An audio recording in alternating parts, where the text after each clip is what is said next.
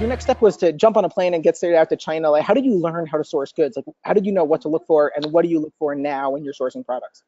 Yeah, so I mean, there's no school or college or university that can actually teach you this stuff, so you just learn it on the ground. Uh, Back in the day, Alibaba was much more nascent than it is now, and I just started doing research trying to find vacuum bag and filter manufacturers in China.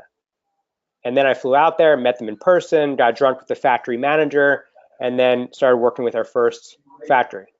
What did you drink? I'm just curious. Like, what's if Oh, you're going out to get Chinese someone drunk, whiskey, Chinese Chinese, whiskey, Chinese Chinese whiskey. whiskey, and a lot of karaoke.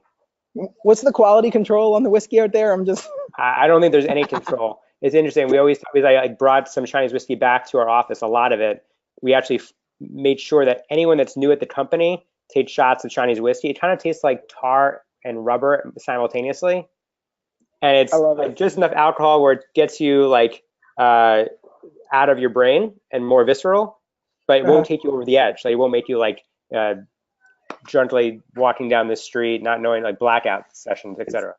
it's a fine art. So on our sourcing whiskey show, we'll talk about that. But right now, I mean, if you're going out tomorrow and looking to source your products, what are the steps that you would take? Like, what is the most critical thing that you look for when sourcing something?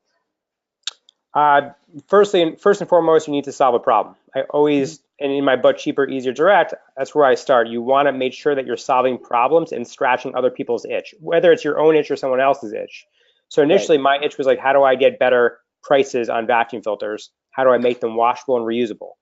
And so first thing is solving a problem, and that's how we always source products. So one tactic that I'm using is I'm looking at search volume on Google and search Hmm. volume on Amazon and trying to find opportunity instead of using what's called bestseller rank Hmm. tools. And so we start looking at search volumes and seeing, okay, this person is searching for something, but actually no one on the other side is solving that search. And that's Interesting. where magic happens. Interesting. And do you find a dissonance between those search volume insights from Google and from Amazon? That for sure. But Amazon's definitely more product heavy. Right. Obviously, 80% of product searches happen on Amazon. Uh, so yeah, there's going to be a big difference.